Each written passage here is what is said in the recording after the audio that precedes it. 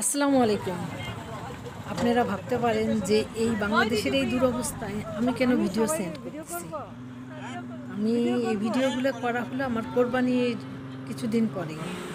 আর আমি এই video send করতেছি আমার দেশের জন্য। আমার দেশের ভালোবাসার জন্যই আমি এই ভিডিওগুলো সেন্ড করতেছি। আমার এই ভিডিও আমার ইউটিউব চ্যানেল আছে। ইউটিউব চ্যানেলটা মনিটাইজেশন হয়েছে অন্তত ২ বছর তো হবে। ২ বছর আগে কিছু ইনকাম হতো। কিন্তু আসলে আমি পারিপার্শ্বিক সেই কারণে আমি দেখা যাবে ভিডিও ঠিক মতো দিতাম না। করতে করতে আস্তে আস্তে ভিডিও হওয়ার প্রতি আমার অনীহা চলে আসে। আমি আর ভিডিও করি কিন্তু যে দেওয়ার হয় না। দেখা যায় যখনই দিতে যাব এই ঝামেলা ওই ঝামেলা, বাংলাদেশের বাজে অবস্থা থাকে। আর তখন ইচ্ছা করে না যে আর ভিডিও দিতে। আর আমার দেশ ভালো না থাকলে আমরাও ভালো থাকি না। আমরা যে কী খারাপ থাকি আপনারা চিন্তাও করতে পারবেন না। আমি জানি না কে খারাপ থাকে, আমি জানি না। আমি প্রচণ্ড খারাপ থাকি। আমার এই যে আপনাদের এই যে বাংলাদেশের যে গত ওই ১৫ দিনের যে ঝামেলাটা ছিল, সেই ঝামেলায় সংসারের তো কিছু করাই হয় নাই। তারপরে আমার বারান্দায় কিছু গাছ ছিল, সেই গাছগুলোও আমার নষ্ট হয়ে গেছে।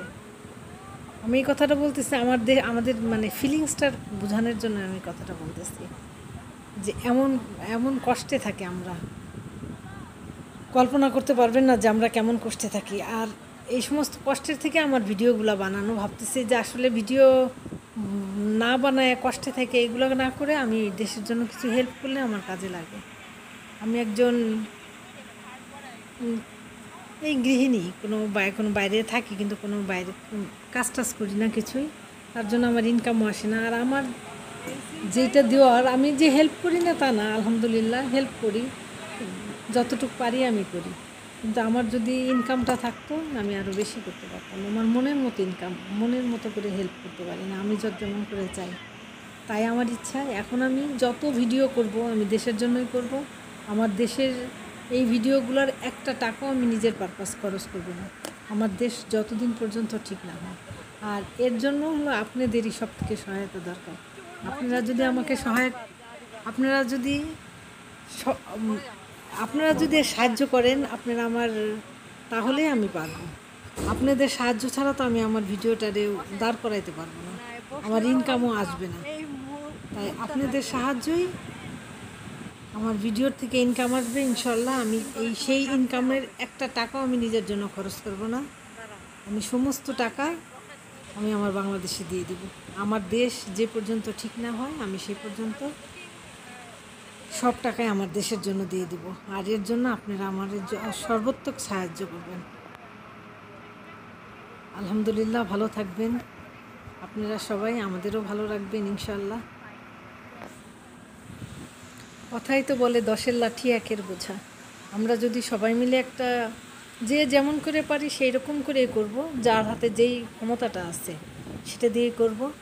আমরা যদি সবাই মিলে চেষ্টা করি ইনশাল্লাহ আমার দেশ আবার ঘুরে দাঁড়াবে ইনশাল্লাহ। অন্য কারো দেশের হাত পাততে হবে না, আমার দেশকে আমরাই উন্নতি করব, আমরা একটা ভালো অবস্থানে নিয়ে যাব। এর জন্য আমরা সবাই কাঁধে কাঁধ মিলিয়ে কাজ করব, যার যেই জায়গায় যেইভাবে পারি আমরা হেল্প করব। তাহলে এখন আসি, আপনারা সবাই পাশে থাকেন, যে যেইভাবে হেল্প করবেন। আল্লাহ হাফেজ, ভালো থাকেন সবাই। দুর্যোগ আসবেই, ঝামেলা আসবেই, আবার আমরা সবাই মিলে তার রুখে দাঁড়াবো ইনশাল্লাহ। সবাই সমালোচনা এইগুলো বাদ দিয়ে যেইখানে যার যেইভাবে একটু সাহায্য করলে যেন আমার দেশের ভালো থাকে, দেশের মানুষগুলো ভালো থাকে, আমরা সবাই মিলে সেইভাবে কাজ করব ইনশাল্লাহ। আমার দেশ ভালো হবে, ভালো একটা অবস্থানে যাবে। আমরা সবার কাছে সেই আশা করি, আমিও ইনশাল্লাহ সেটাই করব। আপনারা ভালো থাকবেন। দেশকে সমস্ত দুর্নীতি সব কিছু থেকে মুক্তি করব ইনশাল্লাহ। এই প্রত্যয় নিয়েই আমরা সবাই কাজ করব। আসসালামু আলাইকুম, আসি তাহলে। ভালো থাকবেন সবাই সবার জন্য। আর এই পানি ইনশাল্লাহ দুর্যোগ তো হবেই, এর কষ্টের পরে আল্লাহ একটা ভালো একটা অবস্থা। আসসালামু আলাইকুম, ভালো থাকবেন। আসসালামু আলাইকুম। পরবর্তী ভিডিওর জন্য আমার পাশেই থাকবেন। আমরা এখন বোট থেকে নেমে গেছি। বোট থেকে নেমে এখানে একটা ফলের দোকানে বাচ্চাদের নিয়ে গেছি, ফল খাচ্ছি। এই যে রেডি ফল থাকে, আর এই সসগুলো না খেতে অনেক মজা। আল্লাহ হাফেজ, ভালো থাকবেন সবাই। আমার কাছে দাও, আমার ছোট্ট খাদ্য।